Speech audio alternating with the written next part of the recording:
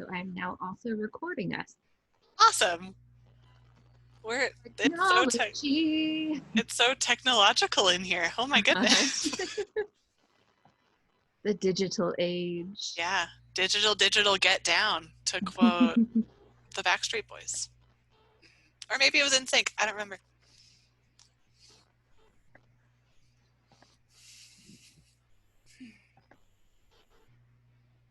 So there's no one here yet. Right. Okay. Oh, cool. So we can pop out the chat. So we can just have the chat and we don't have to look at the video. Cool. I just put our Zoom thing over the thing because I didn't want to watch like myself. I was like, I don't want it. Yeah.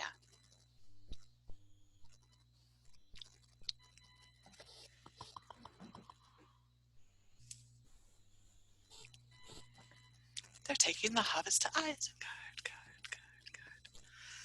Forever, that will be stuck in my head.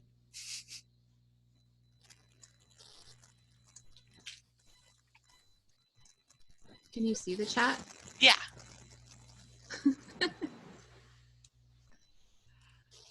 Did you see that? Yeah.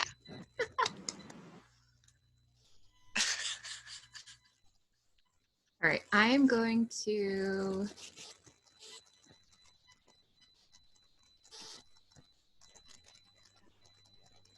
Oh, 2 watching, but that's me and you. I'm going to share the link to this on Facebook. Cool.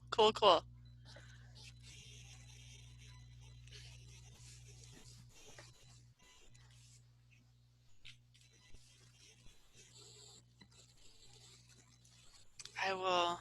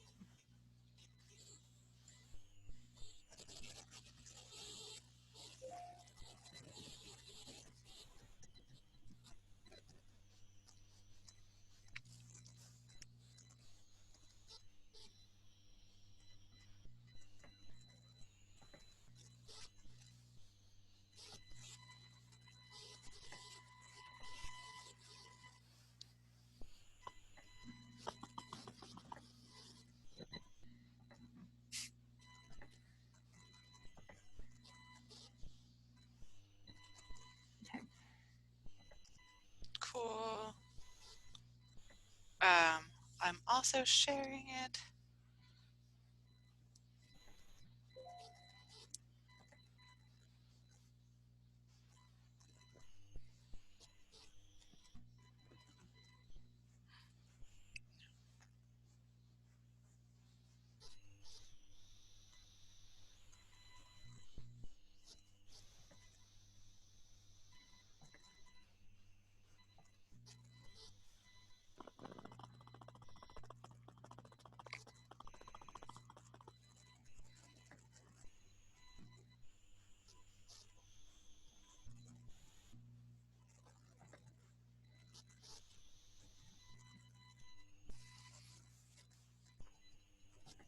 Cool.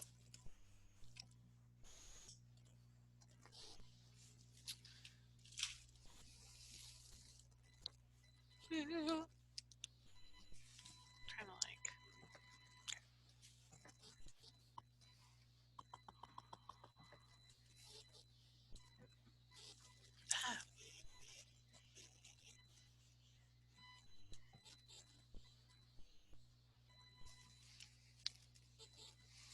It's hard to get all my puppies like show up. Okay. So how long should we wait?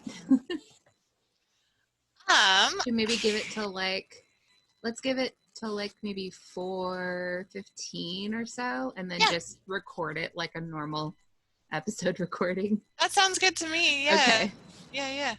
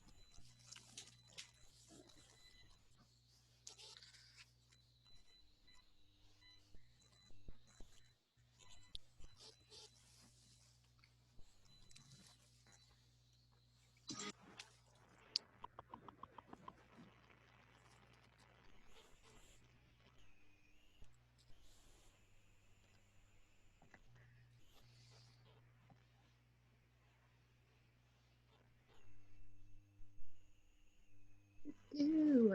All right. It says Yay. 3 watching now. Who's watching? Ooh, hello. If you're watching, say hello in the chat. Yeah. Hi, friend. Hello.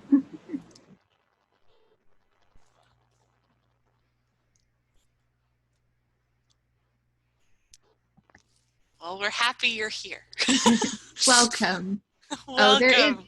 Oh, you know what? There's a delay, so it might take a little bit. Oh. I think there's like a 30-second delay, so. Okay. Maybe they'll say hi in 30 seconds.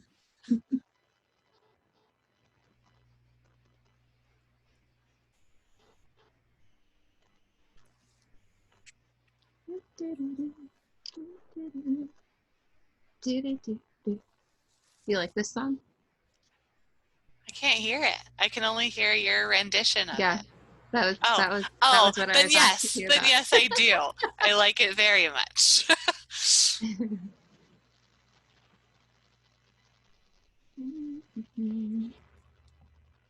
All right, well, let's give it about 5 more minutes and then we'll start. Yay, 5 minutes. 5 minutes. So we're gonna talk about Thor. For anyone watching, just behold our amazing cosplays. Yes. And also, I am in, I almost said Isengard. I'm not in Isengard, I'm in Asgard. Nice. Uh-huh. I not tried. Isengard. No. That's where they took the Hobbit. It was a big deal. We sang about it. To Isengard. And I tried to be somewhere special, but I'm just in my living room. So, but I've got a flower chair. So yeah, I'm Cerberus in a meadow. It's good. Like springtime. Springtime for Cerberus. It's good. Yes. All right. Well, so yay, Nicole's here and Johnny.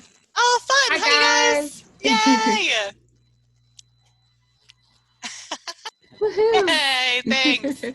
Thanks for coming and nerding with us today. Is anyone else cosplaying? Please say hello. Oh, thank you, Nicole. Yeah, Everybody say hi in the chat, please. We want to know who is here. I want to be friends. We are stuck in our houses. Oh, hi, Dad. We will be tailoring our discussion today to who is in the chat. So if you want to hear facts specific to your interests, let us know that you're here. We also don't want to brag, but we have full access to the internet. We can like look things up. I didn't want to be too braggy there, but yeah. Well, I mean, I think it's fine to be braggy if it's true. Yeah. You know. Oh, Aladdin and Jasmine. You guys. Aww. Aww. I'm gonna try to take a drink from my mug with these feathers in my face. I think it's funny to cosplay because of things that are in your apartment, and I just had a bunch of leopard print and like hand warmers. So I was like, obviously I'm gonna be a Cerberus. You basically are an animal, like a cat. Rawr. Most of the time, right? Yeah, it's true. Zoo. Hi! Yay! This is so fun. Oh, yay! Cool. So should we do this thing? Let's see. Yeah. Are we doing this thing? So it looks like, yeah. Should we go ahead and get started? We can get started. This is fun. I'm less nervous than I thought it would be. I was like nervous. Okay. Yeah, so for the sake of our recording, do you want to go ahead and intro? Yeah, sure. So should I just go? Yeah, I mean, or we wouldn't have to do that. We can always record an intro separately, whatever. Yeah, do it. It feels kind of it feels like we don't need to because I feel kind of silly saying hello. Yeah. But hi, everyone. This is Pop DNA, and we're trying out a new thing. Rhonda had the great idea to do a live stream because we can't really record in the way we would usually. So we thought, and then we also knew that a lot of people are losing their cosplaying time as Corona kind of ruins the Comic Cons. So we thought it would be fun to just kind of unite this way. Yeah. And yeah, I'm glad that you're all here. Yeah. It's kind of new for everyone. Yeah. Doing it this way, but we're gonna, and I don't know if everyone heard, but there is like a 30-second delay in the feed. So if you like respond to something that we're saying in the chat, then like we won't see it until like 30 seconds later. So yeah. So if we're not responding, then that's why. So yeah, just a heads up. But we will go ahead and get started with what we're going to talk about. Yeah. Are you ready? Let me get my my notes ready. All right. Oh, so and do we want to do a first experiences with Thor? Yeah. Maybe we can start there if we're not doing an intro. Maybe that's like a my dad said I'm cosplayed as a guy who just got home from work and put pajama pants on. That is a worthy cosplay. That's my favorite character. That's great. I love that. Yeah, so let's go ahead and give some background on Thor, and then we can talk about our first experiences. Cool. And in the chat, if you want to tell us about the first time you watched Thor, if it was a memorable experience, go ahead and tell us. Yeah. And if it's a funny story, we'll read it. Yeah. And in the recording. Okay. You'll be podcasting. Yeah, so we are talking about the Thor MCU films, the Marvel Cinematic Universe films, the first of which is called Thor and was released in 2011. And then we have Thor, The Dark World from 2014 and from 2017, we have Thor Ragnarok. Yeah. And then the character of Thor has also appeared in, I think, all of the Avengers films as well as Doctor Strange. So right. There's a lot to cover with this character. So we'll see. We'll see how we do. So Erin, tell me about the first time you watched Thor. Well, I don't know if you know this, but I'm notorious in my friend group for never having seen the movies. And no one could believe it that I had not seen any of these. I don't know why. It wasn't like a choice. I had just never seen one. So wasn't on your priority list. You know, I don't like I love Cate Blanchett. So like, well, she's only in one. Yeah, so maybe like it became a part of my world as she entered in there. But so I really came into contact with Thor based on my close friends. So it's a nice memory for me. What about you, Rhonda? I like that. I watched. I remember when the big MCU movies started coming out. So there was like Iron Man and Captain America. And I had watched those and I was like, yeah, that's fine, whatever. But I remember seeing trailers for Thor and I was like, what is this, a movie about Norse mythology? And I was like, no, actually that's it's comic books. It's another comic book movie, which nothing against that. But I was like, oh, but wait, this is a superhero who is based on literature. He's based on mythology. Okay, I'll go watch that. And then I saw that Natalie Portman was in it and I love her. So okay, yeah, I'm gonna watch it. I don't think I watched it in a theater. I think I got it on Netflix when Netflix was still mailing out DVDs. Oh yeah, harken back to a time. And I think Thor, as long as I've been aware of the Avengers and the Marvel superheroes, Thor has been my favorite. So I enjoy it. So I guess it's not really that exciting of a of a first experience, but because of what you're saying though, Thor really is pretty up your alley as a person. he's kind of like Rhonda's, I don't know, he's my idea of Rhonda's superhero. Yeah. Although so I don't know if you remember when we would have when we worked at the Children's Museum together, during the week of Halloween, we would have Spirit Week, and so there'd be a different theme every day for costumes.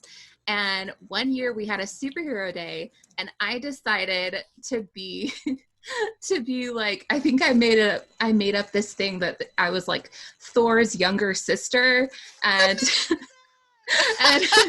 and my name was, are you ready for this? I'm ready for this. Thora. Oh. I thought, that's pretty good. Yeah. Oh, Nicole is saying, she watched it in our home. The $3 theater, nice. Yeah, we have a pretty good one in Los Angeles. It's the best. So nice. She's saying she watched it there. That's a good theater. Oh, I miss movie theaters. Right? We're not going to think about that though. No. And a group of guys gave us free Korean ice cream. That's the way to watch a movie. Let's be honest. Oh, that's good. Yeah.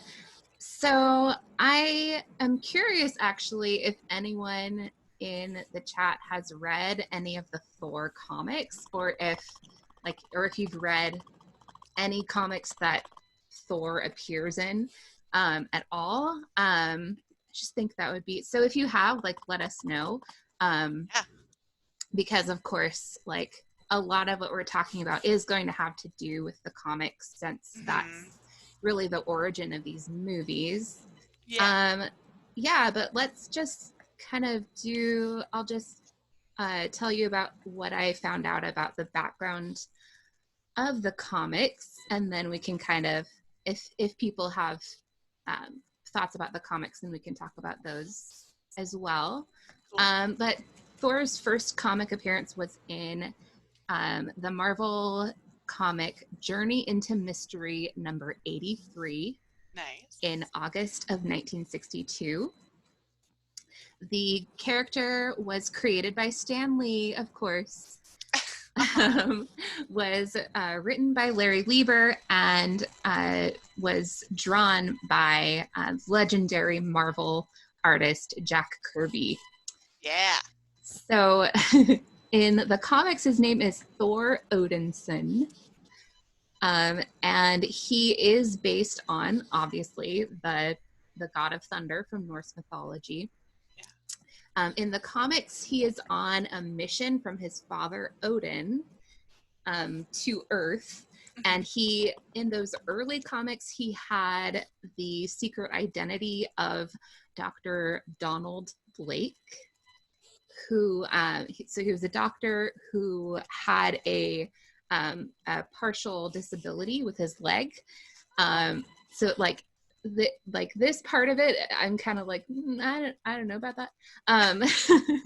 So yeah, so he had an injured leg, and he would transform. He would tap his walking stick on the ground, and then his cane would become his hammer, Mjolnir, and he would transform into Thor.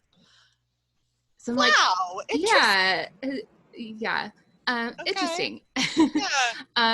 So Thor is a founding member of the Avengers, and he also often battles his evil brother Loki. You see that in the movies a lot. Yeah. And Loki is also based on a Norse mythology figure, the Norse god of mischief. Yeah. I want to be the god of mischief. Right. And he's one of Marvel's most powerful superheroes. I think he's not quite as powerful as Captain Marvel, but he's pretty powerful. Which if you listen to our Captain Marvel episode, then you'll hear all about that. Yeah.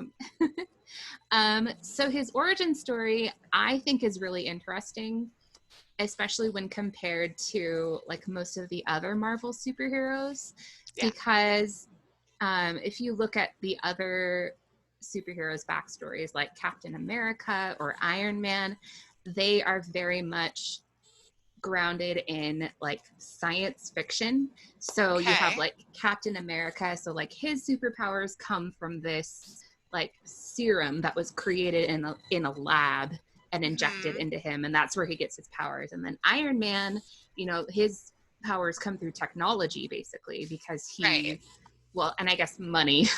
Money is a superpower. But he, created this super suit, and that's his powers. But Thor's power is not scientific at all. It's like magic, basically, or supernatural, I guess. And he's rooted in a much more fantastical kind of storytelling tradition rather than the science fiction that most comic book superheroes come from. And he also, the character that the Marvel Thor is based on was actually a religious figure, and even currently a lot of pagan or heathen traditions and religious beliefs that have kind of taken back that ancient belief still revere Thor as an actual religious figure or a deity. And of course, the Norse god of thunder, our day of the week, Thursday, is named after him. And he has a big hammer that he throws, and he can control the weather. So this is a very he's a powerful guy, and he's a very different kind of superhero, which I think is just really, really interesting. And then also his first appearance in the comics is also very much fantastical compared to other superheroes. So it's almost like a dreamlike a dreamlike narrative that he appears in. So so in his first appearance, it actually starts with his what became his secret identity. Dr. Donald Blake goes on vacation to Norway. Of course. And he meets these aliens from Saturn. Oh. And and he like runs into a cave to hide from them, and he finds a walking stick and he taps it against a rock and then is transformed into Thor, the god of thunder. Oh. Yeah, very interesting. And the early issues of the comics followed that very like almost like Jekyll and Hyde kind of identity thing, almost like with like the Shazam comics, where it's like two different people and he transforms from one to the other. Okay. So that was in the early comics, but then later on in his story, which I'll talk about a little bit later, it that was sort of like retconned, so that it turned out that that the Dr. Donald Blake was actually Thor the whole time, and he was just disguised as his alter ego or whatever. So yeah, very, very interesting. I think it's really interesting that that whole secret identity aspect of Thor was dropped at some point, because now the Thor that we have now, he's just Thor. Like, he doesn't even try to hide that he's the god of thunder. So what's interesting, another interesting thing about Thor, he his superpowers, so he has like super strength, and he is like almost invulnerable. He's like basically he's Superman, but with like more literary background. And he can also control the weather, and he has this hammer that is so powerful. It's called Mjolnir. It can fire pure thunder energy. And Thor also throws it at people in the comics sometimes. And he can also fly by using the hammer. But only when he throws it into the air really fast, and he has to hold on to it really tight. It is funny to me. We talked about this before we went on, but it is funny to me how like he has all this sophisticated like background, and then he just throws it. It's just like mad. Like, I'm mad now. Yeah.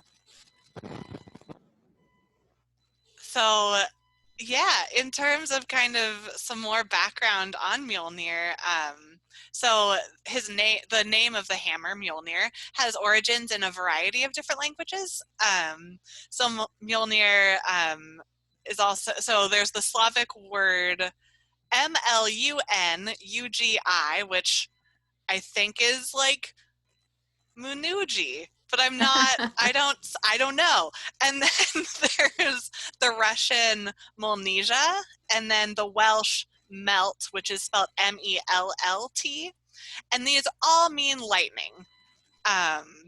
So that was just interesting to me that there's like a few different words that are all kind of similar there. And so, as Rhonda was talking about, Mjolnir in Norse mythology is a powerful hammer which can be thrown in a battle and then will boomerang back to its owner, which is helpful. And then the hammer, though, as Rhonda was talking about kind of the religious aspect of all of this, the hammer is also used for sacred rituals and bestowing blessings on births, on marriages, and even final rites at funerals, which I thought was interesting. I didn't know that context. And then there were also situations where like Thor used the hammer to restore life into creatures that he had killed, which I don't know why he would kill it and then bring it back, but there's a specific because story. he could. Yeah, because he wanted to, it was a flex a little bit. There's a story in Norse mythology where Thor has killed all these goats, and then he hammers them, and the lightning hammers the bones, and the lightning brings the creatures back to life. Oh, So interesting. it's not to be messed around with. This Uh-huh. hammer's like a big old deal. So, and then I wanted to read the Daniel McCoy wrote Norse Mythology for Smart People. It's a website Ooh. and resource. And I thought that he did a really nice job of the kind of summarizing the origin story of Mjolnir. Because there's so much mythology. I was having a hard time, like, figuring out how to introduce it. So I am taking this directly from Daniel McCoy. These are not my words, these are his, given full credit. But so he writes, one day, the trickster Loki was feeling especially tricksy and cut off the long golden hair of Thor's wife, Sif. And enraged, Thor was about to kill Loki when the latter swore to go down to Svartalfheim.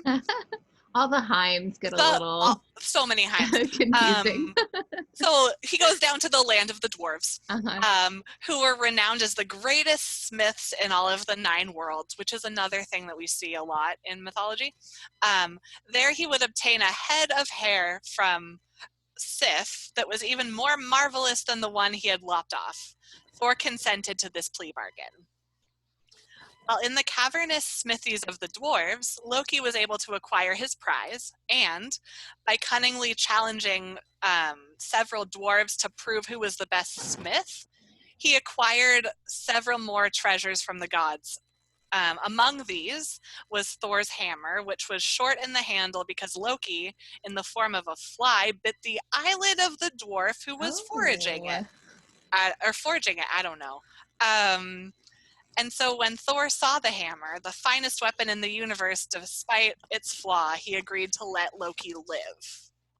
So because Loki had gotten this really important hammer and really powerful hammer, he didn't just do away with Loki at that point. Also, I suspect because we needed Loki in the mythology. Oh, yeah. Kind of important. And when you're an immortal god, you can always come back. Like, yeah, that's fine. No absolutely. questions asked. Just like the goats. Yeah. Just like the goats. So just to break that apart, basically Loki went and got this. So it comes from dwarves, the hammer does. And that's where it gets its power. Because again, we know that dwarves are some of the most powerful makers across mythologies. Indeed. So Lord of the then, Rings. yeah, absolutely. That's exactly what I thought of when I was reading. So then we also know that Mjolnir can be used to fly in the universe. And so there were some pretty, there's some pretty hot debate over whether this would actually be scientifically possible, which it's its own universe, you guys. Of course, like, it's one of the things I was reading about it was like, we know exactly why this would happen because it's made up. Yeah, like, why are we like trying to scientifically fact check fantasy? Right, like but, does the Ring of Power really give you the like? Yeah, why but is would that we do really that? possible, you guys? I do think it's funny though. So like the Thor universe was lovingly crafted by actual physicists and graduate students who were studying physics in order to ensure that the science of the films was at the accurate level that it should be. So the physicists involved were Sean Carroll, Kevin Hand, Jim Hartle, and then they kind of make a point of noting that Kevin Hickerson was the graduate student involved. Oh, okay. Doesn't get full credit, which I thought was kind of funny. It reminded me of in the movies when her intern is from like the poli-sci background or whatever. But the research that I was reading really focused on the physics of Mjolnir and whether Thor would really be able to use the hammer to fly. Again, kind of nitpicky, but I love a good troll battle online, so I went with it. And then naturally, I consulted the work of Neil deGrasse Tyson. As you would. Because what better astrophysicist is there out there? I was looking for, I think he was too, I think we were both looking for a Joan Gotcha moment. And let's see if we found it together. So Mr. Neil deGrasse Tyson references a Thor trading card. This is how nerdy this is. He references a Thor trading card from 1991, which lists the weight of Mjolnir as 42.3 pounds. Okay.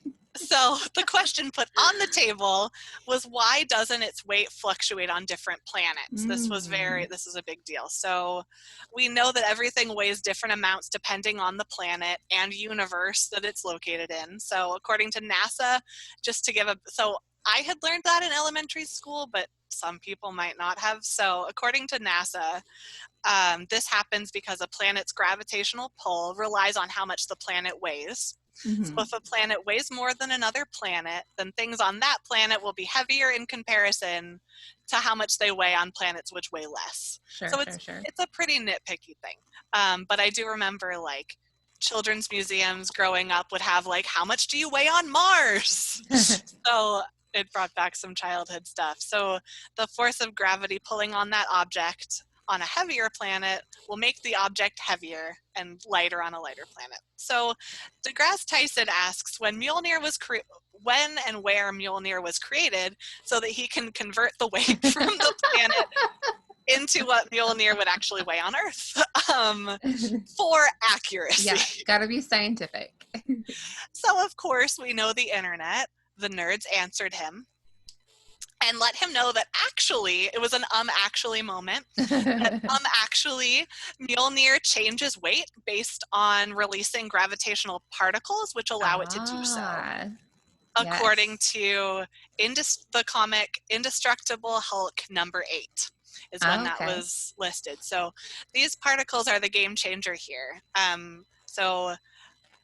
Rhys Griffiths observed that as Thor swings his hammer, the hammer can amass more and more weight based on these particles, and thus the momentum increases because of Thor's strength and this whole gravitational particle phenomenon. So presumably, these two things are strong enough, the weight and the strength of Thor, that this would actually presumably be possible. Like this is in terms of sci-fi, this isn't the worst explanation we've been given. So, so in terms of like grounding itself, they also say that it's important that Thor plants his feet firmly on the ground and then does a jump. Like you have to do both things, which honestly, like, I don't know, there's so much, so you can read the internet for days based on this stuff, but Rhys L. Griffiths also in his Science Made Simple post, it would be the momentum-based movement that would allow Thor to fly with his trusty Mjolnir. So the momentum of Thor's movements of spinning the hammer would work with the weight of the hammer, and the two would work together to allow for Thor to throw himself. So it's really like if you've seen Toy Story, when Woody says Buzz isn't flying, he's falling with style. It's that.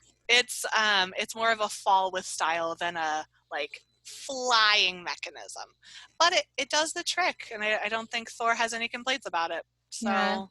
You know, Woody was really negative. So negative. Like, my goodness. Like, I kind of can't deal with him. And then Buzz Lightyear has his breakdown at the tea party with Mrs. Nesbit when he realizes that maybe he can't fly, and Randy Newman has this whole set, but that's for our Toy Story episode also. Yeah, it's coming. It's coming. Yeah, that's interesting. I love that, like, we've kind of started to have this like brand for ourselves where we just like fact check fantastical worlds. We're that person. It's Like, true. this could not happen. You guys. This isn't accurate. Yeah. I love it. Love it.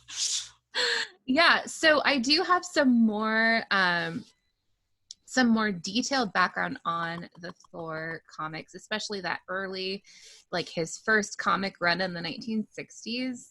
I just thought it would be interesting to kind of compare the storylines and the backgrounds from those first comics to the Thor that we know now, and kind of see how it's changed, because there are a lot of things that have changed about Thor's story. As happens with many comic book characters, they kind of reinvent their stories every decade or so. So in that initial run of comics, his father, Odin, who is, the king of the gods in Norse mythology and also in the Marvel Thor mythology, he decides that Thor needs to be taught a lesson in humility. And so he sends him to the realm of humans, or Earth. Okay. And it's interesting that even though so much about the character has changed, this kind of idea that that he has this kind of ego problem that he needs to deal with has kind of been retained throughout every iteration. We see that in the movie version of him. He eventually learns humility, and and I love his arc in Endgame. It's just so great. We can talk about that later, but it was really beautiful. But anyway, so getting back to that first run of comics. So like I was talking about, he at first his his alter ego, or his not his secret identity, but like his outward identity is first a medical student and then becomes a doctor named Donald Blake. And he, so like a lot of his storylines involve they actually were loosely based on actual stories from Norse mythology. And I think that's something that they still do now in the Thor comics and in the movies. Like the whole Ragnarok mythology, that's directly from Norse mythology, which is really interesting. But then he also, in some of the storylines, he also fights aliens from space. So, like dark elves, frost giants, aliens. It's all the same. Yeah. One aspect that is like very drastically different in the movies versus the early comics is that Jane Foster, who is, this astrophysicist in the movies, in the first comics, she was a nurse at the hospital that he worked at. They completely changed that, which is really interesting. So I have a lot of the background on the comics, and I'll link to some articles about like all these. There's so much of this. I don't want to take up all our time with like going through all the comics history. But it is pretty interesting. So if you are interested, we'll have links to those, or you can just go read the comics. They're pretty cool. But one thing about the comics that I did want to touch on, because I thought it was very apropos for our cosplay theme, is that Thor encounters the Greek god Hercules in one of the comics runs, and they become friends, and Thor ends up helping Hercules fight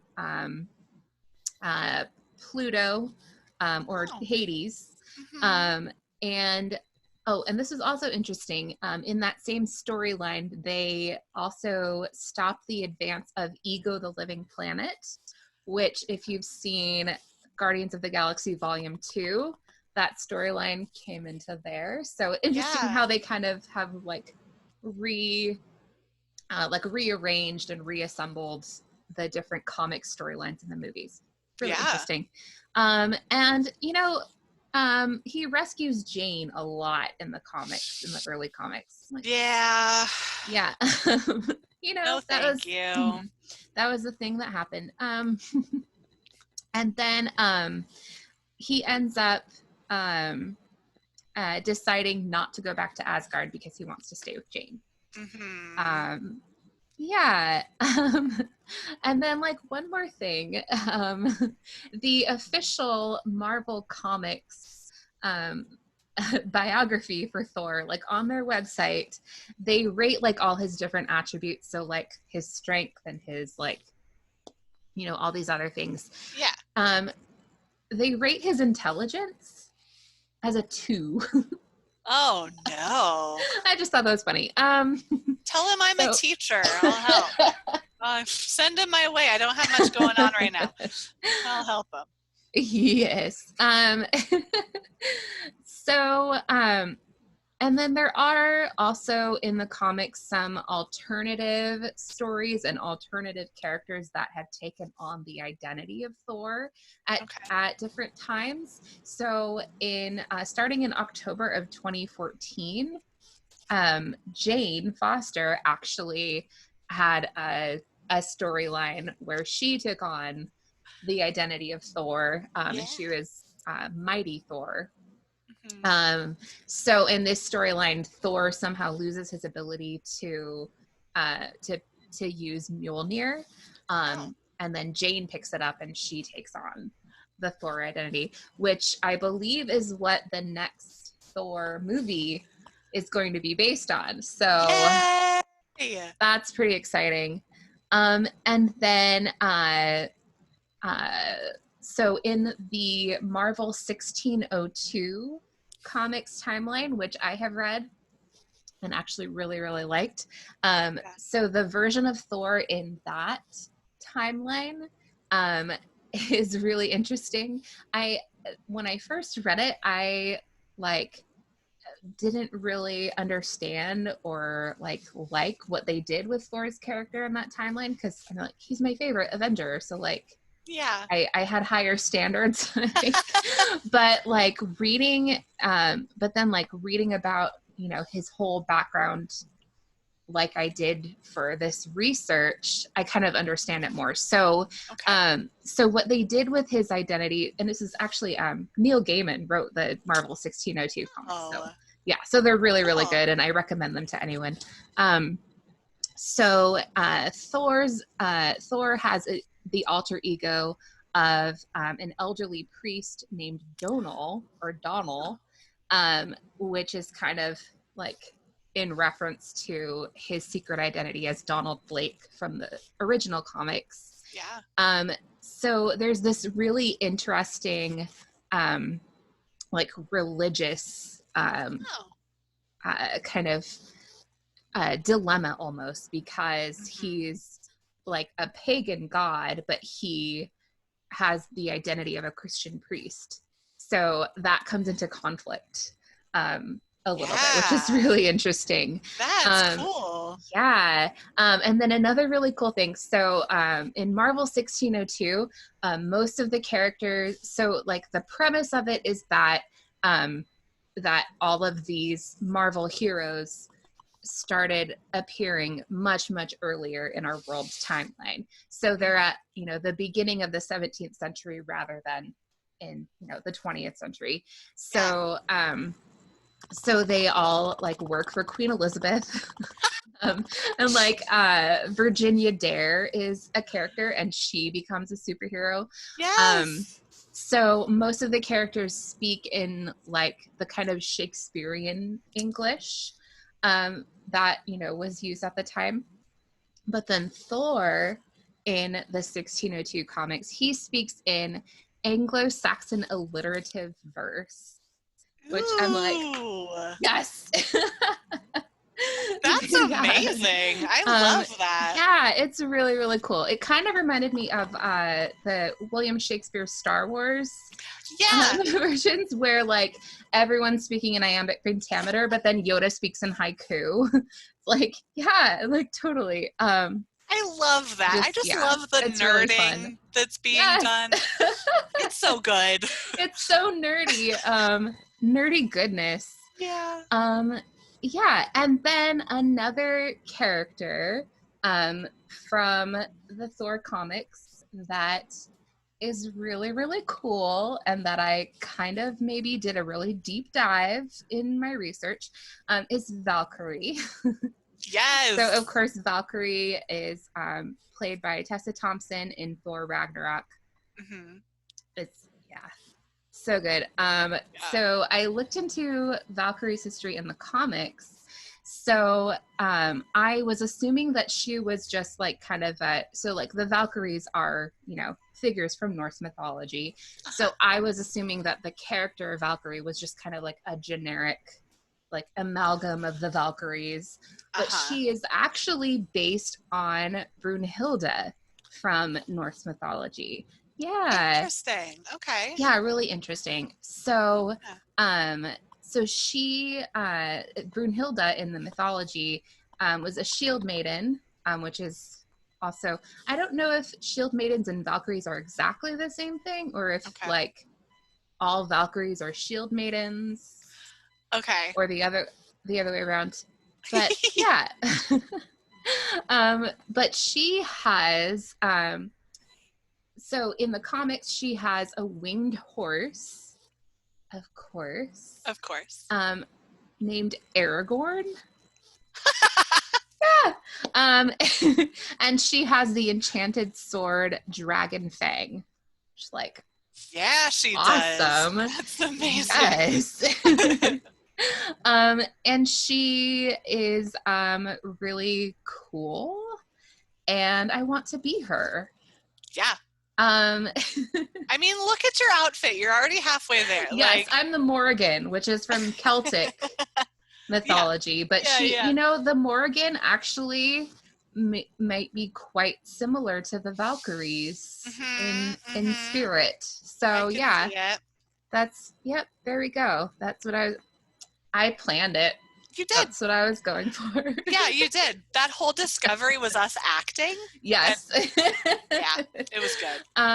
Yes. So, I was really curious about Brunhilde and the Valkyries, and so I did my nerdy research, and the Valkyries in Norse mythology. Of course, I always just think of the Ride of the Valkyries, the Wagner.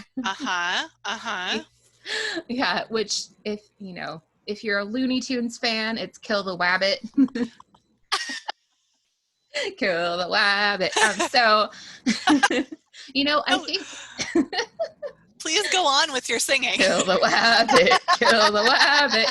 I'm just thinking of like Bugs Bunny in a winged helmet. It's I just great. think of Tina Fey. She's saying that all the time. So, yeah. Yeah. So the Valkyries. The Valkyries were a host of figures in Norse mythology, actually very similar to the Amazons of Greek mythology. Interesting connection to our Wonder Woman episode. Wonder Woman. FYI. Whoa, I just got really. We're having so much fun now. Yeah. Are you guys? Is anyone still there in the chat? Are you guys still here? We look in everyone. How you guys doing? Okay. Halfway through what I was talking about, my cat fell asleep. So I was going to invite him to be one of my Cerberus heads, but no. That would be great. Okay, so the Valkyries. Okay. So the Valkyries, they were in charge of choosing who would die in battle and who would live, which the Morrigan also does. Okay.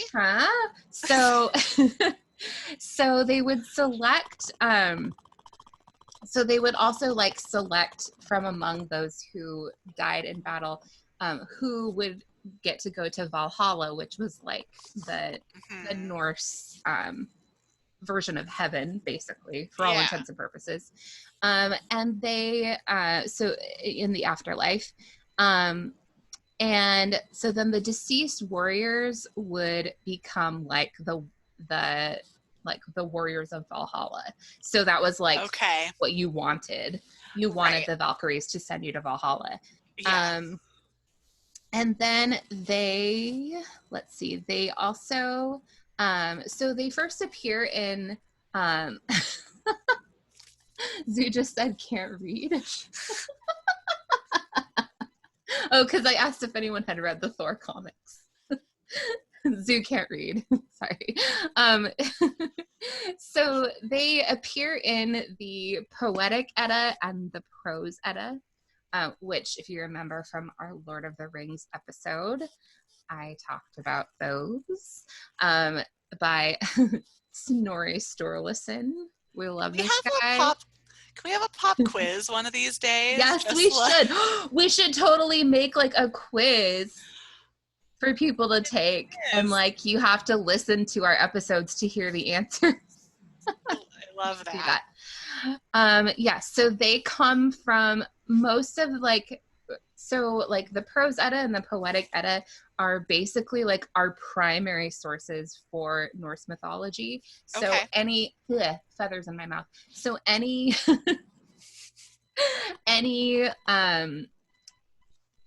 about, you know, Norse mythology that we have now comes from those sources. Okay. So like Thor, and you know, a lot of Lord of the Rings. Yeah. A lot of like that, the mythology that is based on comes from that source. And it's interesting, they were preserved actually in Iceland, rather than Scandinavia. Yeah, Iceland is fascinating. Yeah. And then Brunhilde specifically, who of course the Marvel character of Valkyrie is based on. So Brunhilde was a shield maiden or Valkyrie. And she appears as like a main character in a lot of these, the poems in the Poetic Edda. Yeah. She was instrumental in the death of the hero Siegfried, who's a very important figure in Norse mythology. And she also is the basis for Wagner's epic musical composition. The Ring Cycle is what I know it as. It's also known as the Ring, or Wagner's Ring, or the Ring of Nibelung. Just fun. You know, I don't want to talk about Wagner too much because he, you know, doesn't deserve it. But Wagner all day. You know, he's, you know, like, I mean, we don't have to get into it, how, you know, like the racism and anti-Semitism. Yeah. But we'll just get through this because I think it is worth mentioning because a lot of like the imagery or the aesthetic that we associate with Norse mythology comes from Wagner. Yeah. Important though. I'm glad you highlighted like it's important to say we know about all of that stuff as well. Yeah. So just, you know, like, So if you're going to go research Wagner, you're going to find that stuff. Right. So just so you're aware. But the Ring Cycle is like this epic, like it's like this super long composition. Like to perform the entire composition, it takes like 4 nights to do the whole thing. So it, you know, it's like the struggles of like these gods and heroes in Norse mythology and mythical creatures, and really interesting thing. So it's called the ring cycle. There is a magic ring that grants domination over the entire world. So we should have talked about this in our Lord of the Rings episode. I'm Uh-huh. kind of kicking myself for not talking about it, but but it's worth talking about now. Yeah, so there's this magic ring that grants power to rule the world, and it was forged by the Niebling dwarves. Hey, dwarves. The Yeah. dwarves, which we do actually see. I think it's in Avengers Infinity War. We do see the dwarves that forged Mjolnir, and those, I'm assuming, are the same dwarves that forged this ring. Yeah. So Brunhilde is kind of a central character in this story. But throughout the story, Siegfried ends up winning the ring by slaying Fafnir. And then Brunhilde is Siegfried's lover, but she loses her immortality because she defies her father to try to save Siegfried's father, Sigmund, not Roy. Yeah. Siegfried and Roy. And then she returns the ring to the Rhine maidens. And she so like they give Siegfried a Viking funeral, and she like throws herself on his pyre. So, you know, really fun. Yeah. So I don't know if I like Wagner's interpretation of Brunhilde. I kind of like Marvel's interpretation of Brunhilde better. Yeah. Because it's Valkyrie and it's Tessa Thompson. And who doesn't love Tessa Thompson? So much better. Yeah. Much better. Yeah. And so so I was going to like play part of the music of Ride of the Valkyries. But I don't know if we can do that. If we're recording it, I don't think we can do that. But I will link it, or we'll even we'll like have a link to a Spotify playlist or a YouTube video or something. Or you know what? You can find it anywhere. We'll link it, but you can find it anywhere. Yeah. So cool. So this is so fun. I'm so happy we're doing this. I'm having so much fun. Are you guys having fun? Okay. Arf, arf. Arf, arf. Sorry, I had to. Your dogs. Yeah, so that was a lot of stuff about like Valkyrie. I have some stuff about Thor also. Yeah, bring it on. But I didn't find it as interesting. Oh, okay. Yeah. I mean, like, and I feel like the main facts that we need to know about Thor, everybody pretty much already knows, because if you've seen Thor, the movie, then like it's very, very similar. Like his backstory in that is very similar to the mythology.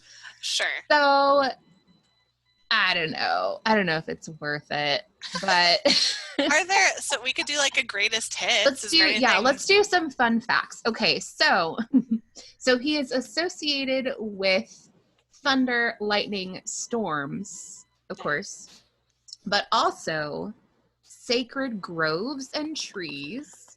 Okay. The protection of mankind. Things just escalated. And also fertility. Interesting. Should have been a woman's job, but okay. Yeah, you don't often see like a male god who's in charge of fertility. Right. Interesting. Oh, like, okay, you know. Oh, all right. Does that mean he's a good dad? I don't know. Maybe Thor's like over there. He's like a seahorse. Sunday mornings, he's got his kid on his going, whoa, all that kind of stuff. Yeah. So in the mythology, Thor's wife is Sif, who in the movies we see Sif like very briefly. I kind of wish we got more of her, actually. Yeah. And everybody's saying fun. I don't know what that means, but thanks, guys. I love this. Yeah. So, yeah, so he has like lots of exploits and adventures. He's most known for like relentlessly slaughtering his foes and having Okay. very fierce battles with like all these monsters and scary creatures like frost giants and dark elves. So, you know, Yeah. um he even into the modern period, he continues to be acknowledged in rural folklore Yeah. folklore throughout throughout Germanic speaking Europe. um you know, like I was mentioning earlier, like in kind of like the revived pagan traditions, he is revered as a deity, Yeah. along with Loki and, you know, some of the other Norse gods. He is referred to in a lot of place names, especially in Scandinavia. And Yeah. also, like I mentioned, the day of the week, Thursday, comes I from his name.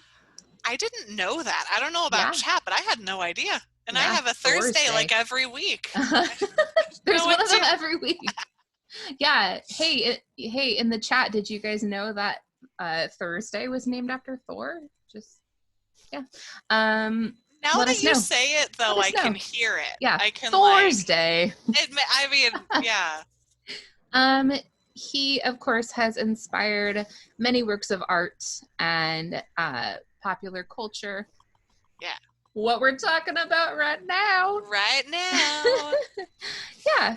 So, you know, those are the highlights. I think if you're really, really interested in Thor, like, you can find Yeah. stuff pretty easily. Um, yeah. And Yeah. we can, you know what, we can link some stuff. Excuse me. This is live. I just burped. We can link some stuff if you don't want to Yeah. Google, Yeah. but Google can find you some stuff pretty easily. Yeah. But That's I true. really want to hear about the Bifrost or the Bifrost. Are there two different Arf, arf. spellings? We know about Are this. there two different spellings of it? Because I could have sworn that I had seen it spelled Bifrost, like Oh. Forst. Everything I found was by Frost. Okay, maybe it's a Mandela effect.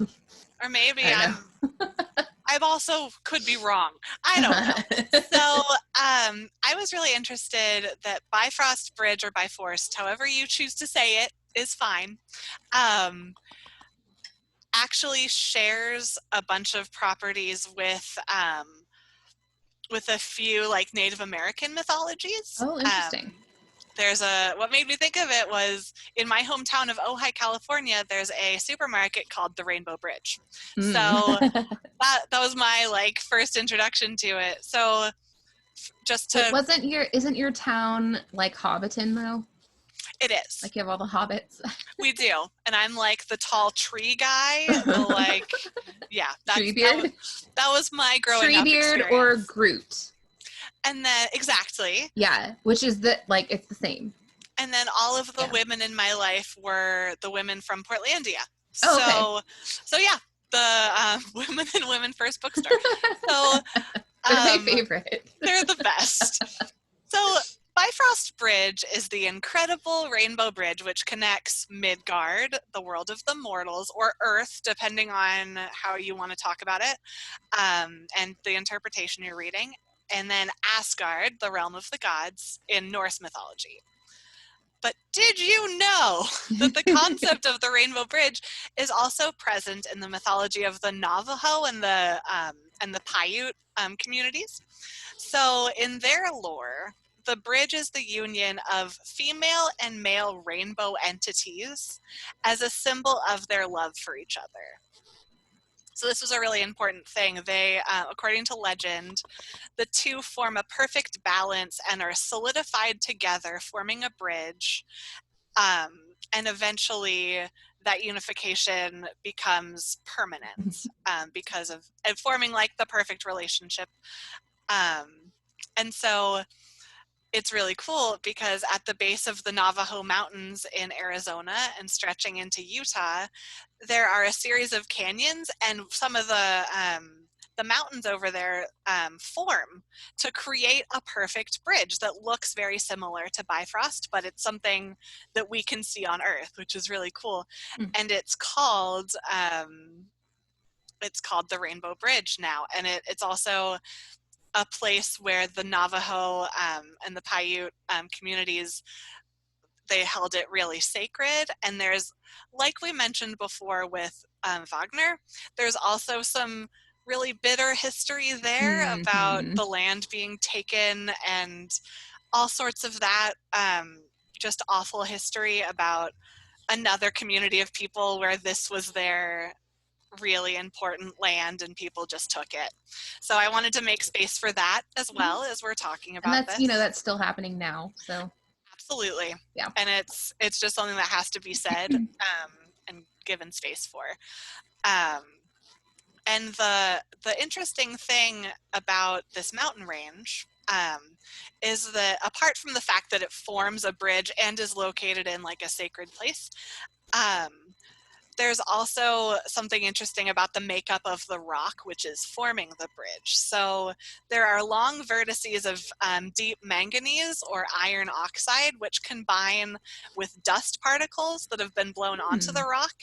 And it makes the coloring of the bridge really interesting. It makes it like that really, when you've seen, if you've ever been in the desert, how sometimes just like I've the never rock been form, in the desert. they're just beautiful. No, wait, I've been to a desert, actually. Just kidding. What's a desert? I don't know. And I just thought that was cool. It doesn't quite form a rainbow, but it is like, it's just beautiful. So I see where they could see that. And is it also in Mario Kart? It certainly is. The Rainbow Road. The Rainbow Road. It's I've made that trek a few times. Indeed. Yeah. Mostly as Toad. Yes. But sometimes Yoshi. Yoshi is good. Yeah. Yeah. I was never into like Princess Peach or anyone. I was more Princess Peach is pretty fast though. I think Princess Peach and Toad and Yoshi were the fastest. I liked the weird turtle guy whose name I'm not Yoshi. There's like I don't know. I'm doing this as if it means anything. No, I got it. Yeah. So I'm also going to link in our Instagram, I'm going to put a photo of the actual Rainbow Bridge that you can see in Arizona and parts of Utah. Just because I thought it was really beautiful, and I didn't know, I'll admit to you, YouTube, I didn't know until this morning that it was actually like there's a landmark in our world where we can see it. So I thought that was really cool. And then as my kind of last contribution to our conversation today, I have some astronomy news. Yay! So in 2018, there were new constellations discovered, and they were named after the Incredible Hulk and Mjolnir. What? No way.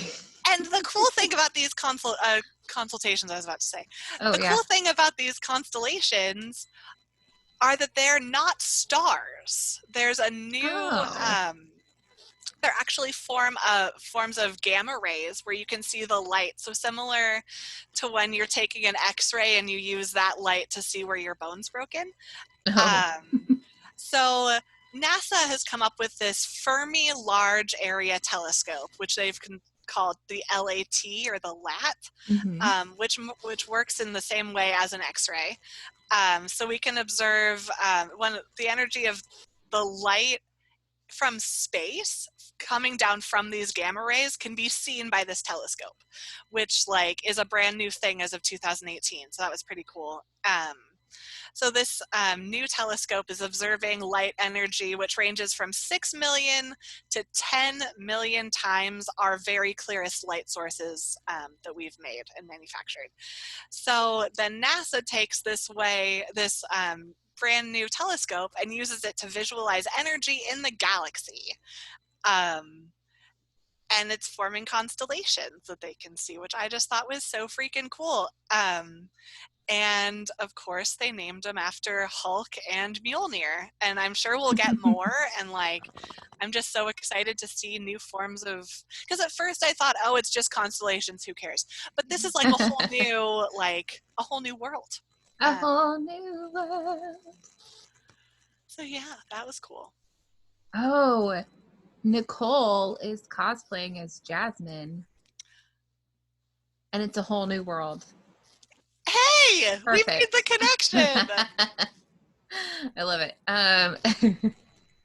Cool. So I just asked the chat if they have any questions or comments for us as we get ready to wrap this up. Nicole says, any future projects for Pop DNA? I don't know, Rhonda. Are we starting something new next week? Yeah, in like 2 days, actually. So if you guys saw our post about our virtual film festival, that will be starting on Monday the 20th. For anyone listening to this recording, it will have already started. So Yeah. but yeah, so how that's going to work is we are going to introduce a collection of movies at the beginning of the week, and then so it'll be 4 movies every week, and you can like watch them on your own time, or watch all of them, just watch one of them, whatever you want to do. And then throughout the week we'll be posting some like discussion questions, or maybe some fun facts about the movies that we chose, so that people can kind of discuss that and connect with each other and just like geek out over movies. So so we're pretty excited about that. And that's going to be all on our social media. So on our Facebook, Instagram, and Twitter. We don't get a lot of engagement on Twitter, so I don't know if we'll be trying that, but it'll definitely be on Facebook and Instagram. So you can discuss there, connect there, and it'll be exciting. It'll be really fun. Yeah. And we have 4 weeks planned. Yeah. So we'll see how it goes, and if people are having fun with it, we might extend it, and we'll see. Did you want to add anything to that, Erin? Well, this whole time I've been trying to remember what next month's episode is, and I cannot. Next month's episode. We have a bonus. It's my birthday bonus. Yeah. Should we say what that is? It's up to you. Or should it be a surprise? Let's keep it a surprise. I was remembering the conversation where we decided it was your birthday month, and I was like, but what was it? So it's a surprise for me too. But then our May, our official May episode though, is going to be Crazy Ex-Girlfriend. So I think that'll be a fun one. So we'll see how we're gonna, what the world is like at that time, and how we're gonna record that. But it'll work out. And then let's see. So Tim asks, do the astronomers have to wear those lead apron things when they use that telescope? Unsure. Maybe it uses X-rays. Right? I don't know. That's a good question, because I don't know. If some people argue it's not safe for me to hold my phone, I don't know how that's safe. So I don't know. I'll look into it. I'll see. I don't know. Interesting. Good question though. Yeah. Should look that up. We could probably Google it. Google it. Google. The you googly. I'm not a good you Googleist. We had. I think this was I really enjoyed the opportunity to cosplay and to kind of gather in this space. And any excuse to wear a costume. Yes. And when we were planning this episode, I feel like we didn't know that the world would entirely shut down. Yeah. So yeah, thanks for like experimenting with us. This Uh-huh. was fun. This is like a fun way to do a live show Yeah. where nobody has to leave their house. Yeah, totally. I like it. So like if you hadn't noticed, we have a YouTube channel now. We do. And we have some plans for our YouTube channel. We do. That might take us a while to get those plans going, but we have ideas. So stay tuned there. Yeah. Yeah. Gonna be fun. Oh, like movies in the park. Yes, absolutely. Yeah. Yes, I love it. Yeah, so we'll see. Yeah, but thanks guys for tuning in for this experiment. Yeah. I hope this is fun, as much fun for you guys as it was for us. And if you want to share your cosplay photos, feel free to like post them and then hashtag us, or just share them to the world. You don't need to tag us, or we also have the hashtag PopDNA Livestream. Yeah. We use that hashtag, then we'll see it. Yes. And just take care of each other. Yeah. Just, it's hard out there, and make space for yourself to process, you know. Yeah. Take care of yourself. Take care of each other. Dress like a three-headed dog if you have to. Dress like a Celtic goddess of battle and death. Yeah. That's what I usually do. So, yeah,